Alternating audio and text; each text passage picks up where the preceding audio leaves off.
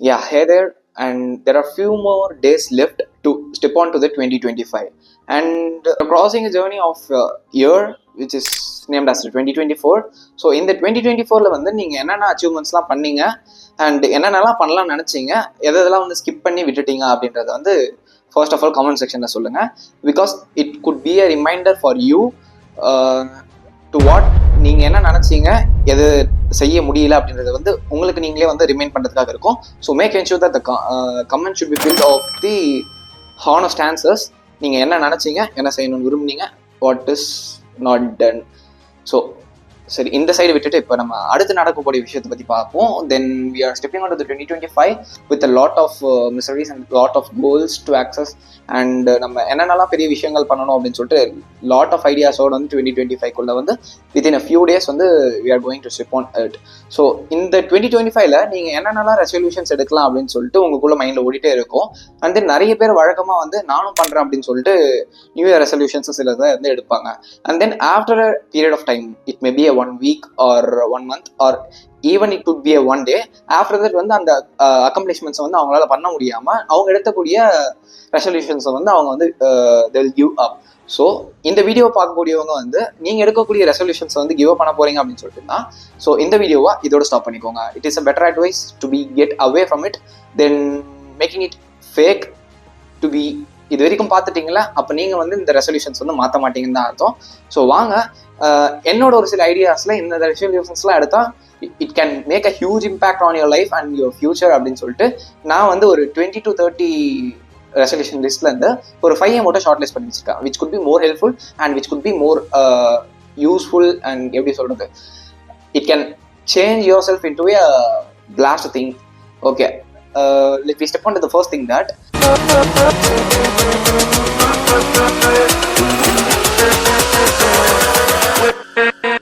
start journaling creativity.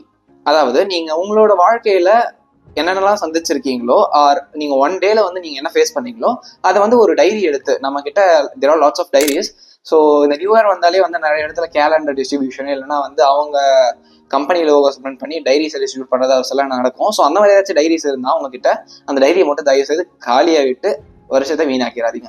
So என்ன டைரியாக வேணா இருக்கட்டும், இல்லை ஒரு நோட் புக்காக கூட இருக்கட்டும், நான் வந்து நோட் புக்கை கன்சிடர் பண்ணுறதை விட டைரியை வந்து எடுத்துப்பேன். Because it has every day and every dates on it. So we can do it accordingly. So நீங்கள் என்னென்னலாம் ஃபேஸ் பண்ணுறீங்களோ அதெல்லாம் வந்து யூ ஸ்டார்ட் டு ஜேர்னல்.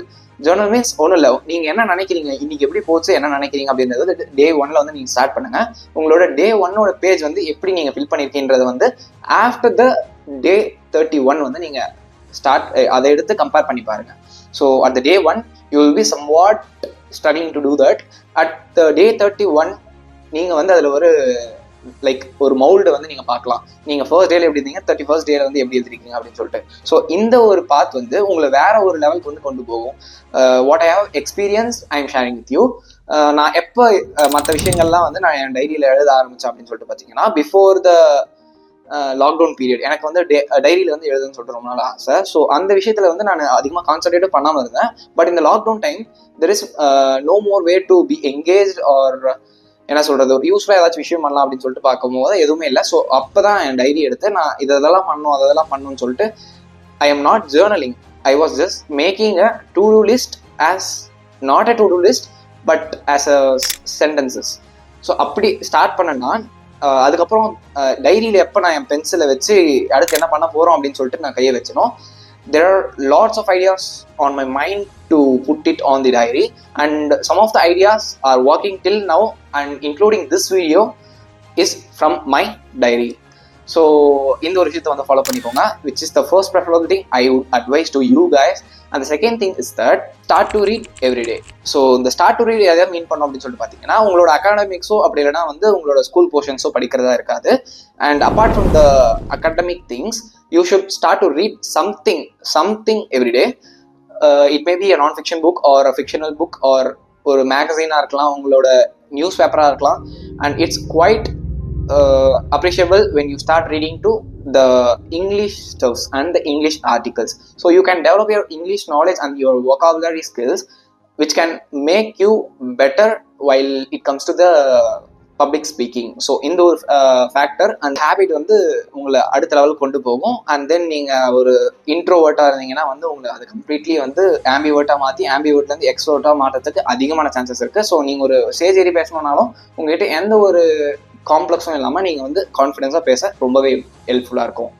அந்த third resolution you can take is that digital detox weekends. நம்ம என்னதான் working டேஸில் வந்து ஃபுல் ஃப்ளெஜ்டாக வந்து ஒர்க் பண்ணாலும் வீக்கெண்ட்ஸ்னு வரும்போது வந்து நம்ம சரி ஜாலியாக இருப்போம் அப்படின்னு சொல்லிட்டு நம்ம இன் திஸ் டிஜிட்டல் வேர்ல்டு நம்ம ஒரு லேப்டாப்போ ஒரு ஃபோனுக்குள்ளேயே தான் வந்து நம்ம முடங்கி இருக்க போகிறோம். ஸோ அதை வந்து நீங்கள் கம்மி பண்ணிக்கோங்க. Because it can drain all your energy what you think to be kept for the next week.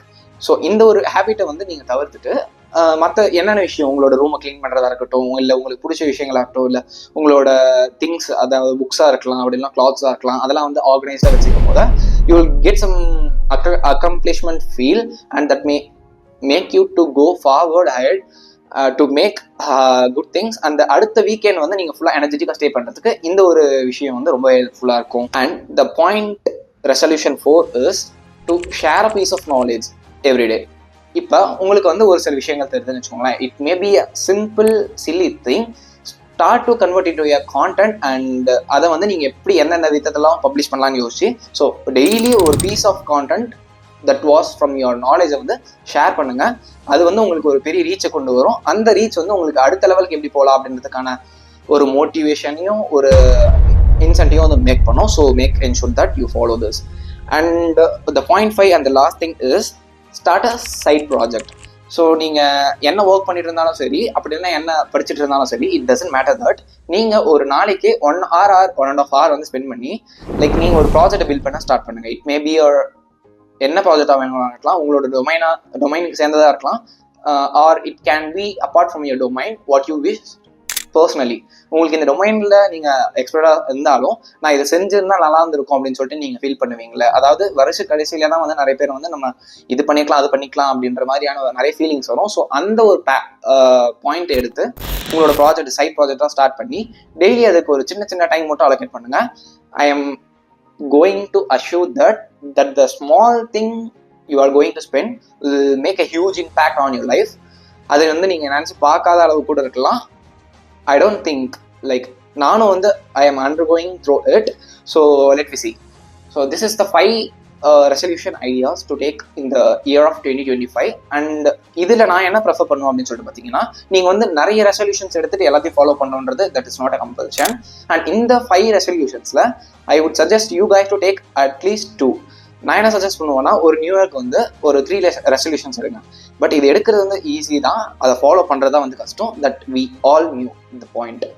And நான் சொன்ன இந்த 5ல் ஏதாச்சும் ஒரு 2 பிக் பண்ணிக்கோங்க. அந்த ரிமைனிங் 1 வந்து உங்களோட பர்சனல் விஷ். உங்களுக்கும் ஒரு டிட்டர்மினேஷன் இருக்கணும். ஸோ நான் இதை அக்கம்ப்ளிஷ் பண்ணியாகணும் அப்படின்ற மாதிரியான ஒரு டிட்டர்மினேஷன் இருக்கும். ஸோ அதை வந்து உங்களோட தேர்டு அப்படின்னா உங்களோட ப்ரியாரிட்டி படி ஃபர்ஸ்ட் ரெசல்யூஷனாகவும் ஃபிக்ஸ் பண்ணிட்டு மற்ற வந்து நான் சொன்ன இந்த 5லேருந்து பிக் பண்ணிங்கன்னா it will be quite better. அப்படின்னா உங்களுக்கு வேற ஏதாச்சும் பண்ணால் ஒரு பெரிய ஒரு சேஞ்சாக மாற்றும் அப்படின்னு சொல்லிட்டு உங்களுக்கு ஏதாச்சும் ஐடியாஸ் இருந்தால் நம்மளோட கமெண்ட் செக்ஷனில் சொல்லுங்கள். அடுத்த ஒரு இன்ட்ரெஸ்டிங்கான வீடியோ இருந்தால் மட்டும் வந்தேன். அடுத்த ஒரு இன்ட்ரெஸ்டிங்கான வீடியோவில் சந்திப்போம். அண்ட் தென் சைனிங் ஆஃப் பத்தி காந்த்ராஜ். Good bye, cheers.